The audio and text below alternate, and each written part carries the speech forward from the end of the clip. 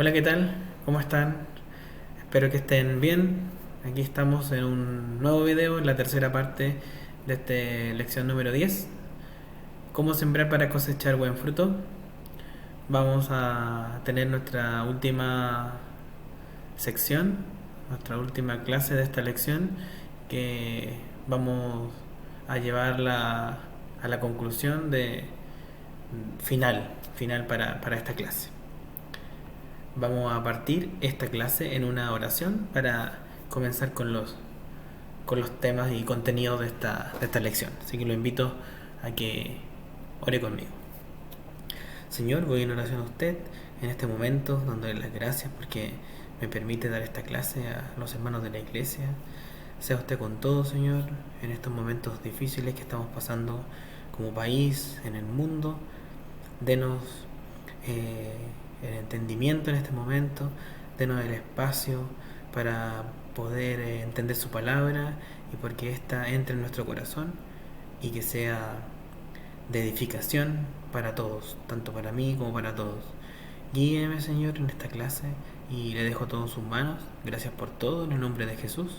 Amén. Bueno, hermanos, vamos a partir esta clase un poco hablando de qué hemos visto hasta acá. Hasta acá, en esta tercera lección, hemos visto que un pecador necesita, en primer lugar, entender su pecado. Si no lo entiende, no va a venir lo que a continuación sigue, que es obviamente arrepentirse. Un pecador al mismo tiempo necesita, una vez que entiende su pecado, tiene que también entender que ese pecado que ha logrado comprender es contra Dios, no es contra el evangelista, sino es contra Dios. Contra Dios es quien ha pecado, contra quien ha violado su ley. También otro punto que revisamos la última clase se trató de que no tenemos vida secreta ante Dios. Dios nos conoce muy bien. Vimos varios pasajes en ese video que le invito a verlo si es que no lo he visto. Y nos dimos cuenta que para Dios no tenemos vidas secretas. Por más que queramos ocultar cosas que transgreden la ley de Dios, no las podemos ocultar porque Dios las conoce. Y como Él las conoce, por lo mismo que tenemos que entender de que cuando erramos, pecamos, es contra Él, es contra Dios.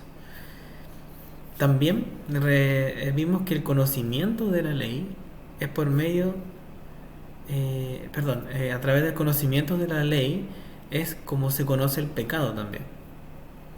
Si yo no conozco la ley de Dios, no, difícilmente me voy a dar cuenta que estoy pecando, y menos dándome cuenta de que estoy pecando contra Dios. Y como último punto, hasta esta parte de la lección, estamos aprendiendo que la obra del evangelista comienza con la ley, o debiese comenzar con la ley. Podemos tener múltiples formas de evangelizar. No, no pretendo dar de exclusividad a esta forma, pero sin duda es de sentido común partir mostrándole a las personas que que tienen esta condición de pecado y que es contra Dios, y que por medio de la ley de Dios es como se dan cuenta. Es como por medio de la ley, por medio de estos 10 mandamientos que Dios dejó, es como se tienen que dar cuenta que, hey, estás mal y Dios va a hacer algo en algún momento. Puede ser esta noche, puede ser mañana, puede ser en 10 años más, pero Dios no va a pasar por alto tu pecado y va a hacer algo y no te va a premiar. Entonces,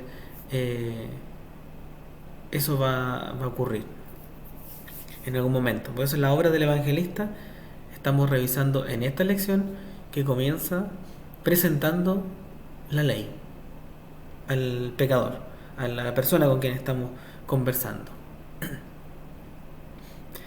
Ya entrándonos en los temas de esta última sección de esta clase, vamos a conversar en esta oportunidad acerca de que hemos hablado también del corazón bueno y recto, que cuando el corazón está bueno y recto, es un corazón propicio, es un corazón humilde, que ya va a aceptar la buena semilla, o sea, es una tierra trabajada, como lo hemos ilustrado en estas lecciones, y va a ser muy bueno para ese corazón ya sentir necesidad de arrepentirse.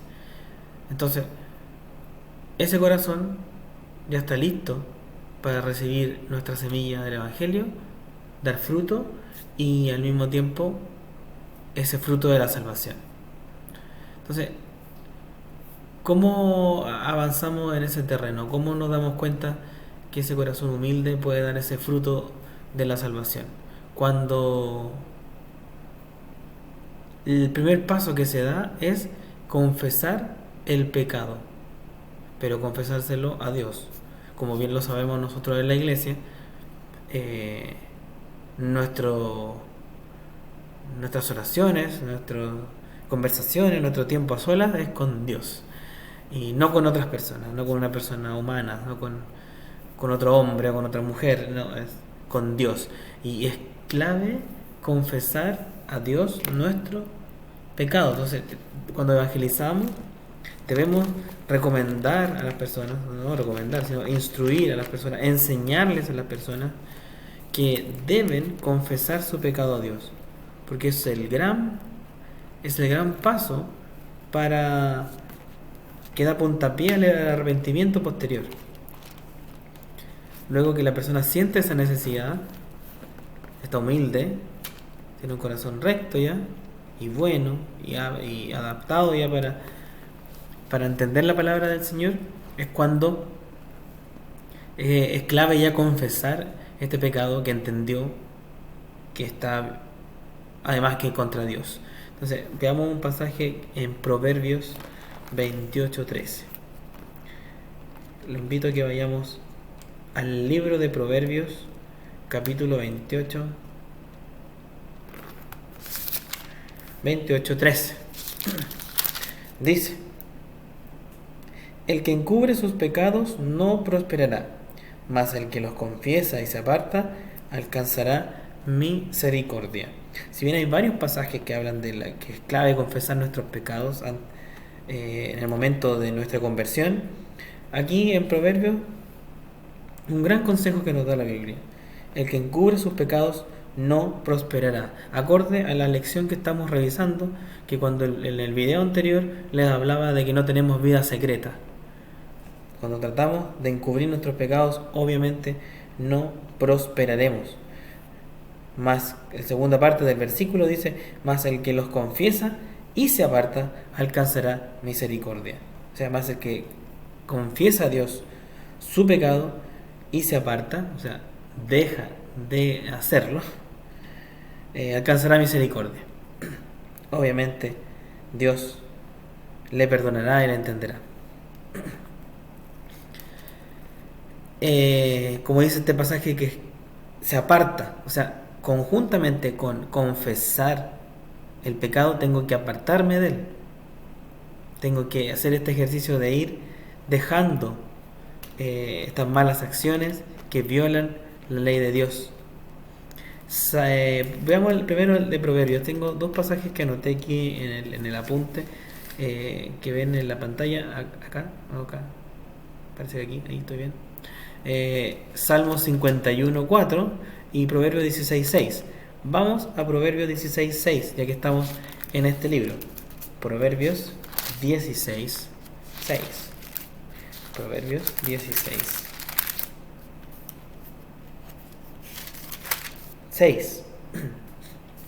Dice: con misericordia y verdad se corrige el pecado, y con el temor de Jehová los hombres se apartan del mal. Y con el temor de Jehová los hombres se apartan del mal.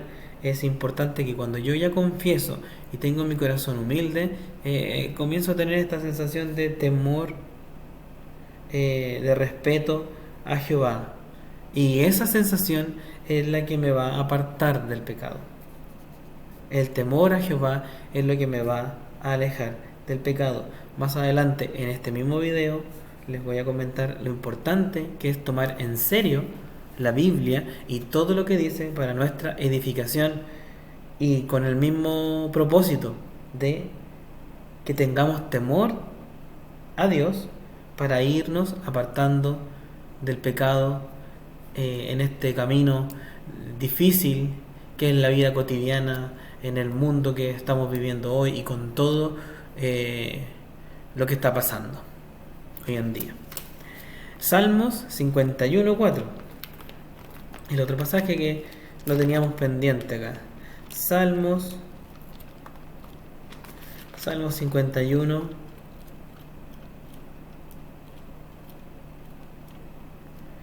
Salmo 51, hermanos. Me pasé de algo. Aquí llegué. Salmo 51:4. Dice: contra ti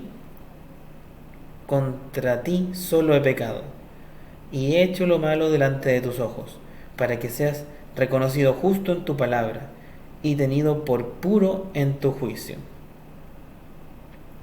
Interesante lo que aquí dice el salmista: contra ti solo he pecado. Lo que tiene que reconocer el pecador, que su pecado es contra Jehová, contra Dios. Y he hecho lo malo delante de tus ojos. Entonces, pecamos contra Dios. Él no podemos ocultarle nada. Pecamos contra Él, violamos su ley, pero es clave que lo confesemos por nuestra boca ante Él y también nos apartemos de eso. Entonces, aquí lleva este punto de que estamos conversando acá a la última frase que tengo aquí escrita. Se me va el dedo, aquí escrita: el buen entendimiento de la ley crea el temor santo en el corazón del hombre. O sea, el entender bien esto de la ley va a crear esto que estábamos tratando que veíamos en el pasaje de Proverbios: el temor santo para apartarme del pecado. Cuando estoy pasando por una situación cotidiana y veo que es en contra de lo que la Biblia y los principios bíblicos dicen, yo ahí tomo la decisión de apartarme o de no hacer algo, porque tengo este temor santo en mi corazón. O sea, ya entendí, ya estoy entendiendo las cosas.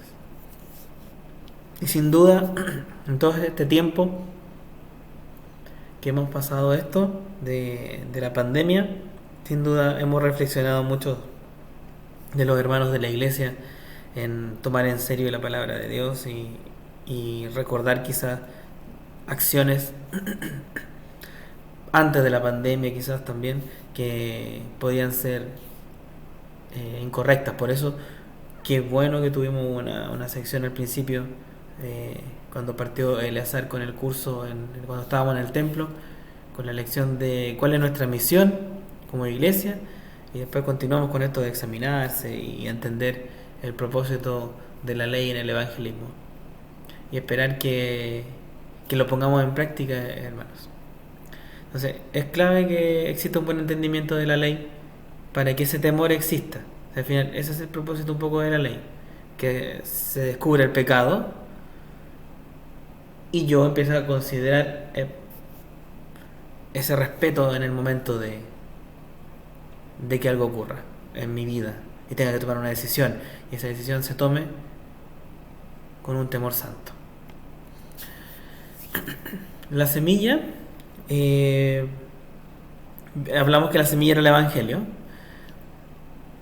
puesta en un corazón, como estamos hablando, en un corazón preparado, va a llevar buen fruto.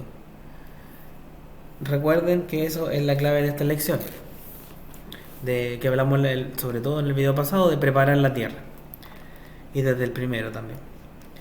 Es importante que el pecador que se convierte esté, ojalá, lo más preparado posible para que sea una verdadera conversión. Lucas, vayamos a Lucas 8:15. Lucas Lucas capítulo 8,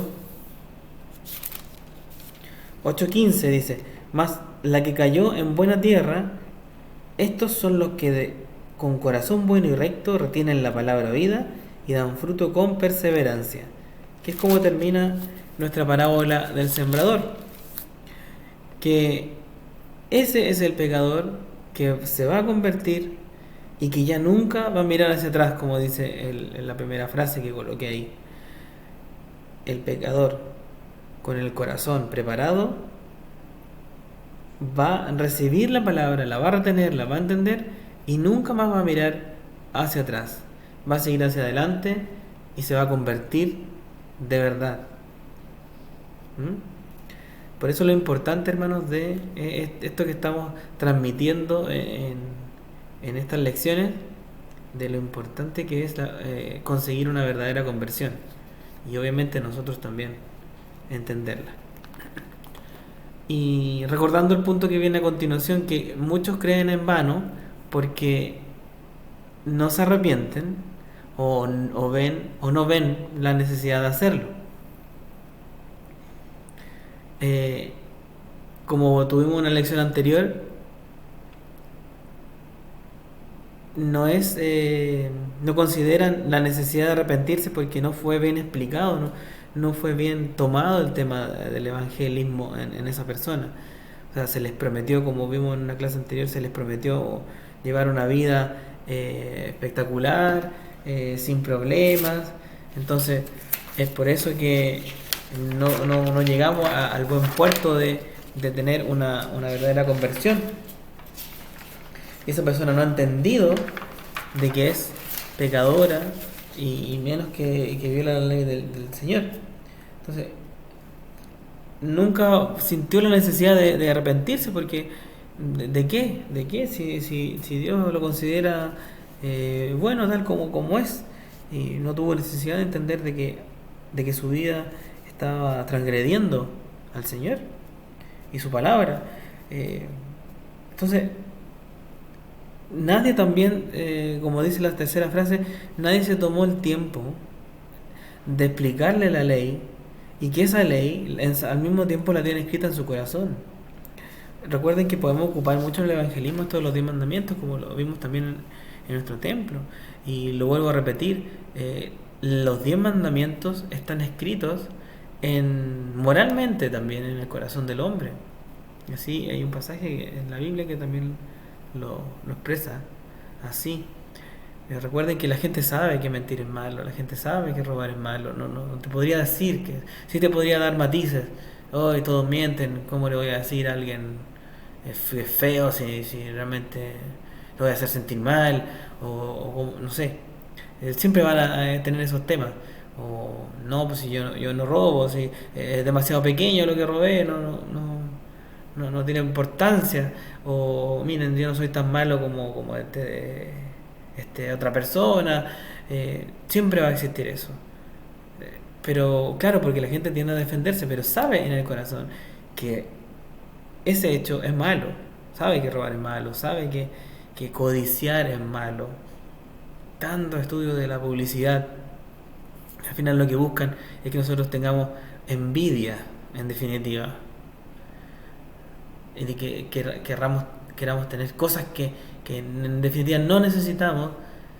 Y aparecen estos conceptos de tener envidia sana. Y no, yo realmente quiero tener las cosas que tiene mi vecino, o codicio sus cosas, sus pertenencias, y en situaciones peores, como uno de los mandamientos de no codiciar a la mujer del otro.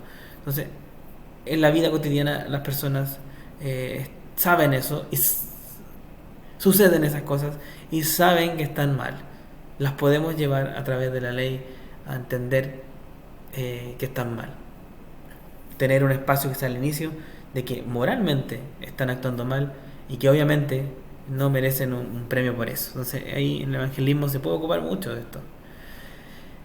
¿Por qué? Porque queremos que entiendan tanto, porque soy tan enfático y tantas veces que repito esto de ocupar la ley. Bueno, eso se trata, esta parte de la lección que estamos revisando, porque lo que tenemos que buscar es el arrepentimiento.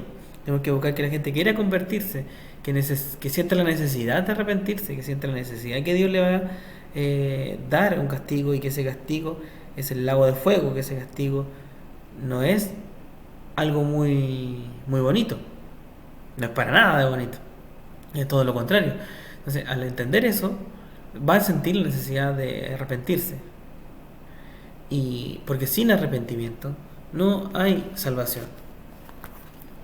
Aquí mismo en Lucas, ya que estábamos aquí, Lucas, más adelante, Lucas capítulo 13, versículo 3, Lucas 13:3.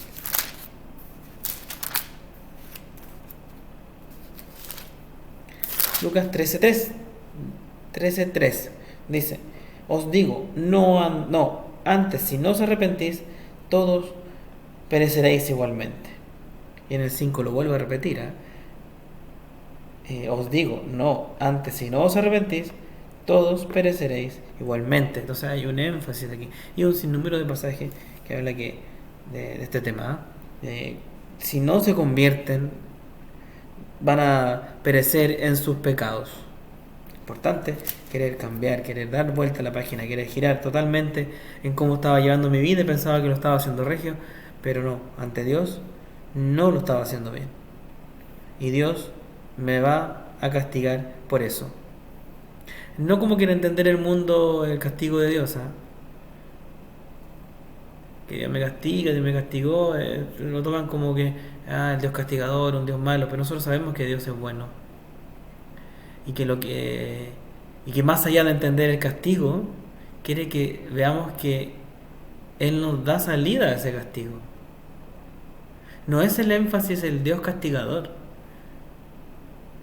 El tema está en que Dios no me va a premiar por portarme como me porto, pero sí es tan bueno, tan misericordioso, que me da la salida. Y usa la salida gratuita, es un regalo que me da. O sea, me porto mal, violo su ley, por eso no me va a premiar, y lo entiendo. Entonces, y me da un regalo.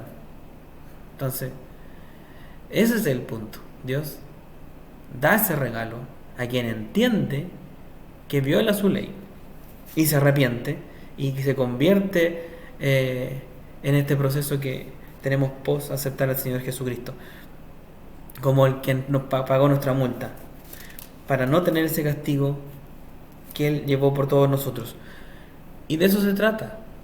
Y tenemos que lograr que las personas entiendan eso, que no se sienten en este tema de que Dios castiga, que Dios es castigador, como Dios va a ser tan malo, si Dios es tan amoroso. Sí, Dios es bueno, porque nos da un regalo para zafar, para salir de eso, mereciendo eso incluso. Entonces, la ley es importante porque es el espejo y nos va a mostrar esta condición de pecador. Si vamos a Santiago, al libro de Santiago, hermanos, para ir avanzando. Santiago capítulo 1, 22. Santiago 1, 22. Pero sed hacedores de la palabra, y no tan solamente oidores, engañándoos a vosotros mismos. Porque si alguno es oidor de la palabra, pero no hacedor de ella, este es semejante al hombre que considera en un espejo su rostro natural. Entonces es importante que consideremos que la ley es el espejo que nos muestra nuestra condición de pecador. Porque, como dice aquí, el que solo escucha y no hace es mirarse en su espejo, mirarse un espejo a rostro tal cual como soy. Un hombre pecador sin ningún cambio, solo que escucho. En cambio, al ser hacedor, cambia la cosa. Es muy importante esto de mirarse al espejo y ver cómo me estoy viendo. Cómo me estoy viendo, y reflexionando si me estoy viendo como Dios quiere que me vea. Un punto importante a destacar en esta parte de la lección es que hemos hablado mucho de la ley, de los 10 mandamientos, en la lección pasada les hablé del estándar de Dios, del estándar que tiene Dios para considerarnos buenos o malos, y claro, que nos considera asesinos y aborrecimos al hermano, nos considera adúlteros solo por el hecho de mirar y codiciar y no por el acto físico, y podemos entender de que somos un poco legalistas, pero no, porque la ley no tiene ese propósito. La ley no es una herramienta legalista. La ley tiene el propósito, como les comentaba hace un momento, de llevar a las personas inconversas a Cristo, de entender eso. Ese es el propósito que tiene la ley. Es para que entendamos del por qué tenemos que arrepentirnos, de que algo nos mueva, algo que nos conmueva, pues, hermanos. ¿No? Alguien que por medio de la Biblia no sea ese espejo, que mirarnos a través de la Biblia nos sintamos que no estamos haciendo bien las cosas. Ese es el propósito de la ley. No es una actitud legalista para tener y obligar a las personas a tener cierto comportamiento o cumplir ciertas reglas, donde muchas iglesias se aprovechan de eso para hacer dictámenes al borde de casi parecer sectas, para que controlar a las personas. Y de eso no se trata. No es la ley para eso. La ley tiene ese propósito de que usted, hermano, y usted, amigo, que esté pudiendo ver este video, entienda que no está haciendo bien las cosas para con Dios. Para Dios no es una persona buena. Para Dios, y Dios le quiere mostrar a través de su palabra que dejó escrita, que se equivoca y que tiene opción para cambiar, y que tiene un regalo gratis de parte de Dios para salir de eso, y que alguien ya pagó su multa, que es el Señor Jesucristo. Veamos varios pasajes que están en Romanos, en el libro de Romanos.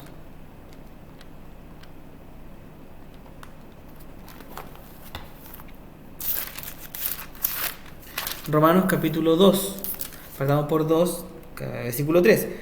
Y piensas esto, oh hombre, tú que juzgas a los que tal hacen y haces lo mismo, que tú escaparás del juicio de Dios. Ponlo otra vez. Y piensas esto, oh hombre, tú que juzgas a los que tal hacen y haces lo mismo, que tú escaparás del juicio de Dios. Viene juicio. La idea es que las personas se arrepientan, porque viene juicio. Romanos 2:5. Pero por tu dureza y por tu corazón no arrepentido, atesoras para ti mismo ira para el día de la ira y de la revelación del justo juicio de Dios. O sea, hermanos, lo que hablamos de soberbio, ley para el soberbio, porque ese soberbio atesora para sí mismo ira para el día de la ira. O sea, no dice premio, dice ira para el día de la ira. 5:13, Romanos 5:13. Pues antes de la ley había pecado en el mundo, pero donde no hay ley no se inculpa de pecado. Porque si no hay ley, no tengo... ¿Cómo voy a saber que infrinjo una ley, que hay pecado, si no hay ley? Entonces sí hay ley, es la ley de Dios que está en la Biblia. Y por esa es la ley que rompemos y quebramos cada día. Y Romanos 8:2.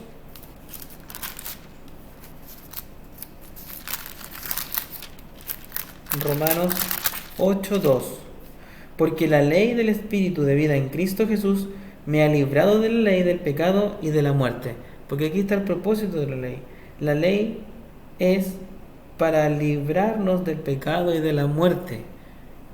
Ese es el fin, de que usted entienda de que es mentiroso, de que es ladrón, de que es codicioso, de que es adúltero de corazón, de que toma el nombre de Dios en vano, de que entienda que es pecador, y que al entender eso y aceptar al Señor Jesucristo y arrepentirse, se libra de eso, se libra del castigo de Dios y se libra en definitiva de la muerte eterna. Entonces, no es una herramienta legalista. La ley es para llevarnos al arrepentimiento y no se trata de la espiritualidad propiamente tal. La espiritualidad, la vida espiritual es otro tema y es posterior a la conversión y es lo que debemos buscar, mostrar, es lo que explicó muy bien Eleazar en la parte de la verdadera conversión, es lo que viene después, donde confirmamos y reafirmamos nuestra conversión y que la Biblia nos da estas instrucciones para enfrentar los asuntos de la vida cotidiana. O sea, la Biblia es la que nos ayuda a mantener esta espiritualidad después de nuestra conversión. Y veamos Primera de Corintios 2, 4, dice: y ni mi palabra ni mi predicación fue con palabras persuasivas de humana sabiduría, sino con demostración del Espíritu y de poder, porque la palabra de Dios viene del Espíritu, no de sabiduría humana, sino con demostración del Espíritu y de poder. O sea, Pablo hablaba con palabras de sabiduría humana, sin embargo, él demostraba con su espiritualidad, con el fruto del Espíritu y con ese poder, que lo que estaba diciendo era verdad. O sea, con su testimonio propiamente tal. Entonces, como dice el versículo 5 después, para que vuestra fe no esté fundada en la sabiduría de los hombres, sino en el poder de Dios. O sea, el argumento de lo que él decía, más allá de que hablaba y se veía muy sabio quizás, humanamente, y obviamente sabía ocupar ya las palabras porque Dios se las había puesto, por sobre eso tenía que quedar que es el poder de Dios actuando, y eso se demostraba solamente demostrando la espiritualidad, demostrando el Espíritu, demostrando el fruto del Espíritu en su vida. Veamos Primera de Tesalonicenses 2:13. Primera de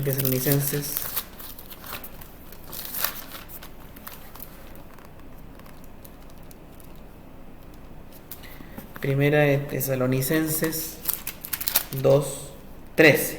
Dice: por lo cual también nosotros sin cesar damos gracias a Dios de que cuando recibisteis la palabra de Dios que oísteis de nosotros, la recibisteis no como palabra de hombres, sino según es en verdad la palabra de Dios, la cual actúa en vosotros los creyentes. Lo leo otra vez. Primera de Tesalonicenses capítulo 2 versículo 13. Por lo cual también nosotros sin cesar damos gracias a Dios de que cuando recibisteis la palabra de Dios que oísteis de nosotros, la recibisteis no como palabra de hombres, sino según es en verdad la palabra de Dios, la cual actúa en vosotros los creyentes. ¿Qué hay que hacer para que la Biblia, como una pregunta ahí, se la dejo a ustedes, hermanos, qué hay que hacer para que la Biblia empiece a actuar en mí, como lo hicieron los hermanos de Tesalónica? Creer la palabra de Dios. Le pego una ayudita. Lo importante que es, para que empiece a actuar la Biblia en mí, por sobre cualquier cosa, es creer en lo que ahí dice. Tener fe. Por eso es arrepentimiento y fe, las dos claves de la verdadera conversión. Tomar todo lo que está escrito aquí como una verdad, que es la palabra de Dios y no hay otra. Eso es lo que hay que hacer para que la Biblia empiece a actuar en mí. Creerlo. Primero cuando lo creo y después obviamente seré un hacedor de la palabra del Señor. Y otro punto importante para que consideremos que la palabra de Dios es importante es que, y podamos compartir esto ya con las personas en el evangelismo, la palabra de Dios, y obviamente siempre sale como tema cuando yo evangelizo, pero si la Biblia, ¿quién la escribió? La escribieron los hombres y todo eso que muchos deben conocer, que le dicen muchas personas. Dios preserva su palabra y la va a preservar siempre, aun cuando haya hombres que intenten destruirla. Mateo 5:18.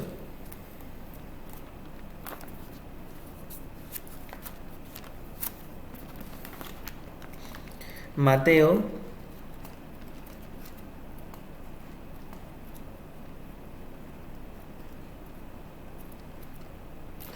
5:18. Mateo 5:18 dice: porque de cierto os digo que hasta que pasen el cielo y la tierra, ni una jota ni una tilde pasarán de la ley, hasta que todo se haya cumplido. O sea, la ley de Dios, como dice acá, va a estar siempre hasta el final. Y es la que va a ocupar Dios para juzgar al mundo. Esta ley es la que va a ocupar Dios para juzgar al mundo. ¿Y qué ley? Sus mandamientos. No hay otra, es de lo que estamos hablando.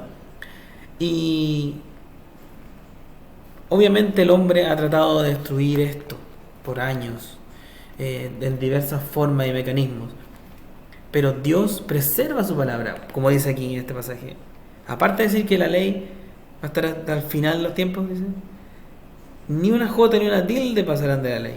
Porque Dios va a preservar esto y lo ha hecho siempre.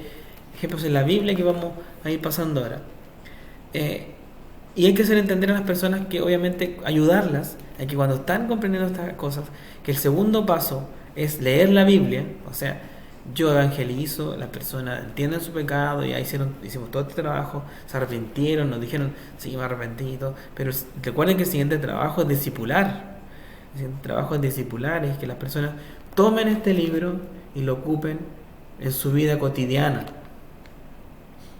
y que vayan procesando que obviamente que esta Biblia es de total sentido común. Dios es lo más razón que hay y que esto no es un libro de metafísica ni de astronomía ni de ciencias complejas, sino que es un libro que por fe se entiende y que se le cree una vez que ya entendí mi condición de pecador y quiero seguir el camino de Dios. Y quiero ocuparlo como manual de vida. Y ir entendiendo estas cosas. Por ejemplo, que en la Biblia no hay cosas ocultas ya para esa persona que ha decidido convertirse. No hay significado oculto en la Biblia, hermanos. Todo lo que lo entendemos, todos los cuadros, todas las cosas que aprendemos están en la misma Biblia. Y es una regla de interpretación bíblica, como también Elazar puso unos puntos ahí para que podamos después en el resto de las clases hablar de estos temas. Pero en la Biblia no hay significados ocultos después. Y así se lo podemos transmitir a otra persona. No hay ocultos en la Biblia. No hay cosas entre líneas en la Biblia. Algunos ejemplos simples, hermanos, que usted puede ocupar para ese tema. Juan 5:46.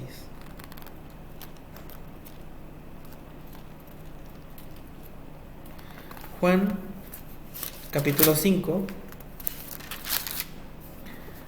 Juan 5:46. Dice: porque si creyeseis a Moisés, me creeríais a mí, porque de mí escribió él.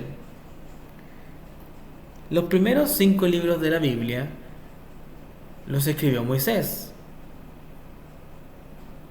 Y siempre hemos dicho que un cuadro de lo que todo lo que escribió Moisés es un cuadro de Jesús. Desde Abraham, cuando quiso sacrificar a su hijo, hay un cuadro del hijo unigénito de Dios. No se nos ocurrió de la nada eso. En el Evangelio de Juan, capítulo 5, versículo 46, dice: porque si creyeseis a Moisés, me creeríais a mí, porque de mí escribió él. Moisés escribió de Jesús. Entonces, no fue un vislumbramiento, un sueño que tuve por ahí, decir que hay un cuadro de Cristo en los libros que escribió Moisés. No. Cristo nos dijo eso. Juan 3:14. Otro punto. Juan 3:14. Y como Moisés levantó la serpiente en el desierto, así era necesario que el Hijo del Hombre sea levantado. Si vamos a Números, lo dejo para que usted lea, Números 21:5, al versículo 9. ¿Qué hizo Moisés en el libro de Números para curar a los que fueron mordidos por serpientes? ¿Qué cuadro representa este evento? El que dice aquí, en Juan 3:14.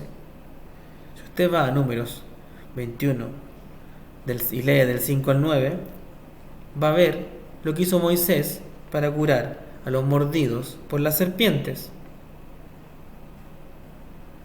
Y eso que hizo Moisés en el libro de Números era un cuadro de lo que Jesús está haciendo por todos y explicando aquí en este libro. Como dice, y como Moisés levantó la serpiente en el desierto, así era necesario que el Hijo del Hombre sea levantado, para que todo aquel que en él cree no se pierda, mas tenga vida eterna. Nos quedamos en el pasaje que viene en el 15 muchas veces, para que todo aquel que en él cree no se pierda, mas tenga vida eterna.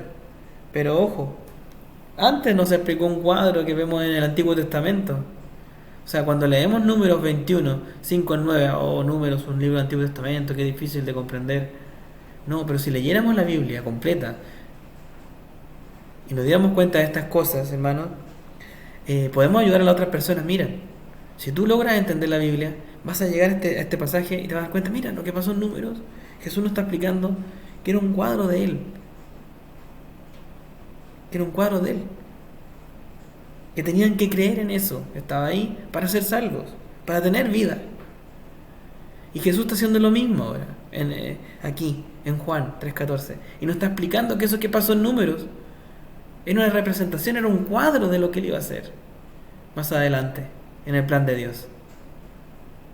Podemos ocupar estos pasajes, hermanos, para ayudar a las personas a que entiendan que la Biblia se entiende con la Biblia.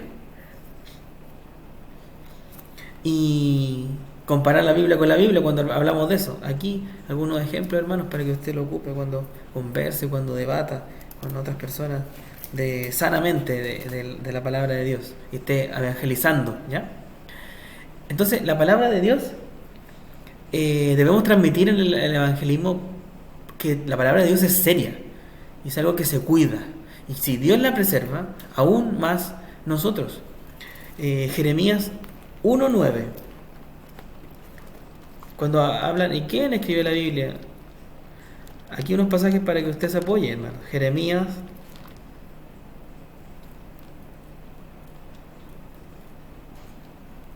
Y recuerde que este libro se cree por fe.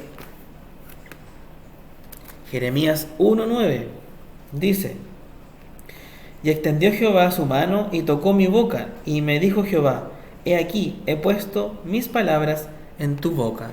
¿Quién le dijo a Jeremías que escribiera? ¿Quién le puso las palabras a Jeremías en su boca? Jehová, dice aquí. La palabra de Dios es inspirada por Dios. Segunda de Pedro 1:20.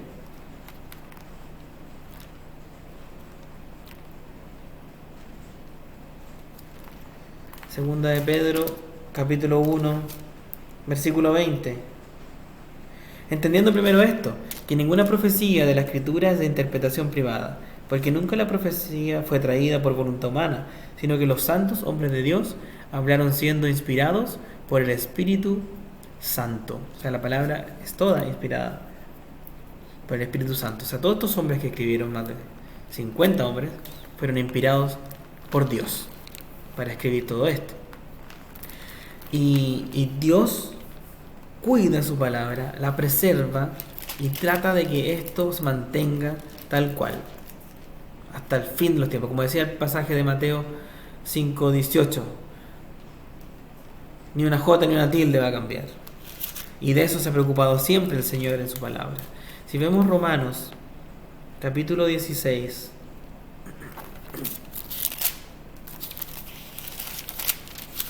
si vemos Romanos 16, Romanos 16, 22, dice: Miren, este pasaje dice: yo, Tercio, que escribí la epístola, os saludo en el Señor. Oh, las conclusiones de este libro las escribió Tercio para preservar o para asegurar de que esto llegara a los hermanos. Entonces Dios preserva su palabra. Dios, si no por un método, va a llegar por otro. Aquí ocupó a Tercio como el mensajero, como el que tenía que transmitir esto que Pablo necesitaba entregar. Muchos ayudaron a Pablo. Él es uno. Dios cuida que su palabra llegue.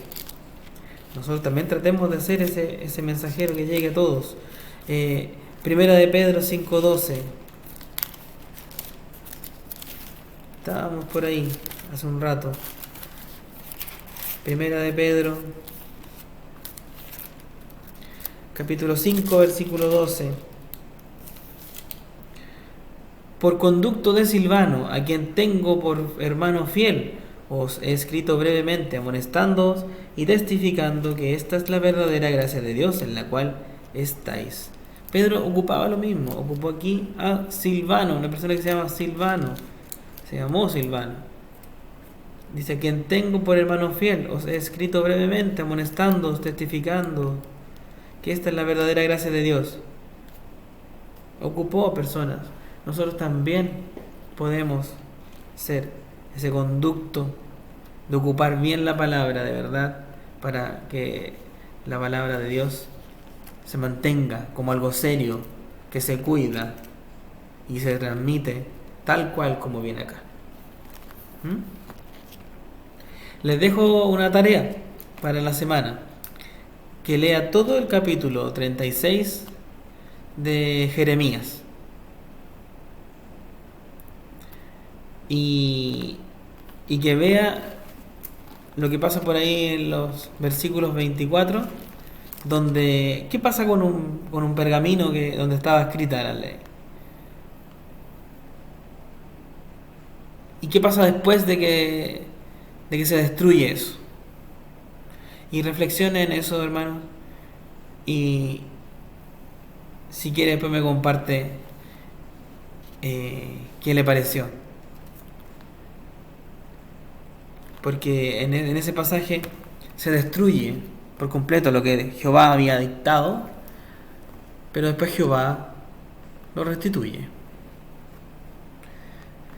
Y después podemos tener una reflexión de que al final Jehová, Él no se le olvida las cosas. Por mucho que quiera el hombre destruir su palabra, a Dios no se le olvida lo que Él escribió. Y puede volver a utilizar mecanismos para que su palabra no cambie nunca hasta el momento que Él decida terminar con todo esto. Vea ese pasaje, se lo dejo de tarea para la semana, para que tenga una lectura bíblica. Le recomiendo que lea Jeremías capítulo 36. Vamos ya a concluir esta lección. Espero que haya sido edificante para ustedes, hermanos. Para mí este curso de evangelismo bíblico me ha mostrado muchas cosas desde que partimos. Siempre sentí que iba a ser un curso necesario, que iba a permitir acercarnos, y qué bueno que nos tocó en este tiempo de pandemia estudiar este tema, porque de todo lo que hemos aprendido hacia atrás, de cuando estudiamos Mateo, Levítico, Hechos, estudiamos Esther, el último libro, he podido en este curso reflexionar en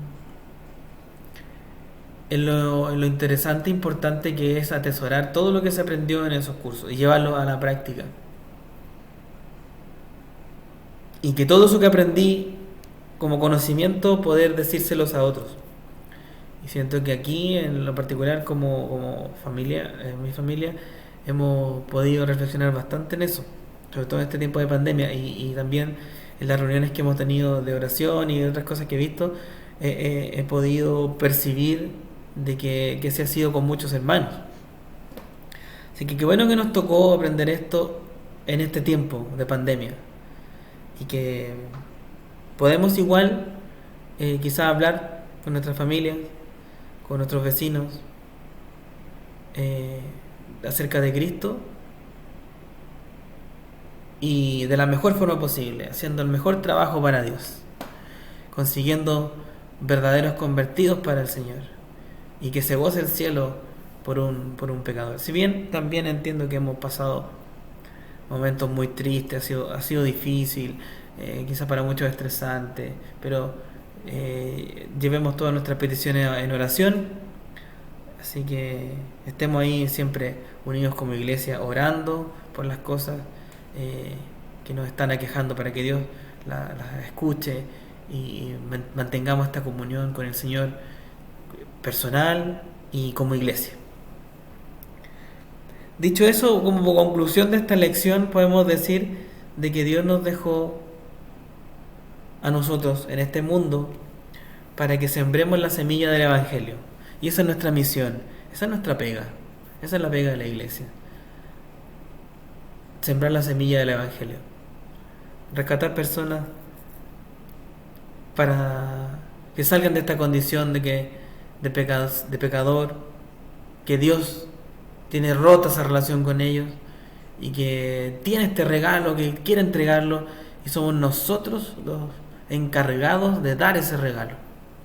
Qué lindo, ¿eh? Qué lindo al mismo tiempo que Dios nos haya dado ese rol de nosotros dar ese regalo.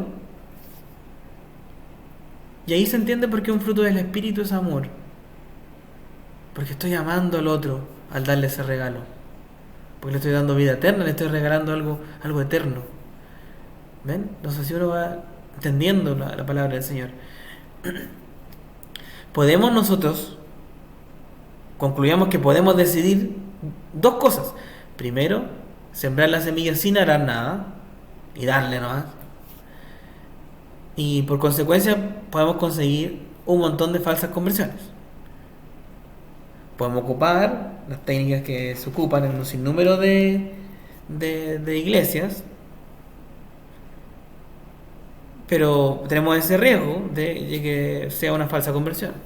Recuerden que hay un riesgo en prometer mejoras de la vida, prosperidad, bendiciones por montón, porque la vida no es así. La vida es difícil. Y lo que tenemos que buscar es que esa persona sienta que en momentos buenos y momentos malos, Dios está igual. Entonces podemos tomar ese camino de no hará nada y darle, o podemos decidir enseñar la ley antes de la cruz. Punto ahí aparte, cuando la persona no entiende su condición de pecadora, porque recuerden, cuando el corazón está bueno, recto, humilde, es la buena tierra para sembrar la semilla. Y esto es de sentido común. Por medio de la ley, por medio de entender, mira, Dios dice no mentir, no robar, no codiciar, no tomar su nombre de Dios en vano. ¿Para qué? Para que entiendas que a Dios no le gusta eso. Es sencillo, a una persona común decirle eso. Y tú lo haces constantemente. Es sentido común. Es sentido común. Y sabes que mentir es malo, sabes que robar es malo. Ponte a cuentas con Dios. Es sentido común. Y por la última parte que estamos viendo ahora, concluyamos que la ley de Dios sirve para llevar las personas a Cristo y no para desarrollar propiamente tal la espiritualidad. Eso es otra cosa. Eso es otra cosa que se entiende estudiando la Biblia cada día, pasando tiempo a solas con Dios, meditando, orando y llevando el fruto del Espíritu a todas partes, gozándome en la palabra de Dios, teniendo amor, siendo bondadoso, siendo paciente, esperando la venida del Señor cuando Él quiera que eso pase. Entonces la ley sirve para llevar a las personas a Cristo y no para desarrollar la espiritualidad, que eso viene después de la conversión. Cuando ya tengo el Espíritu Santo morando en mí, empiezo a desarrollar la espiritualidad. Entonces eso pasa cuando yo tomo la decisión y me convierto.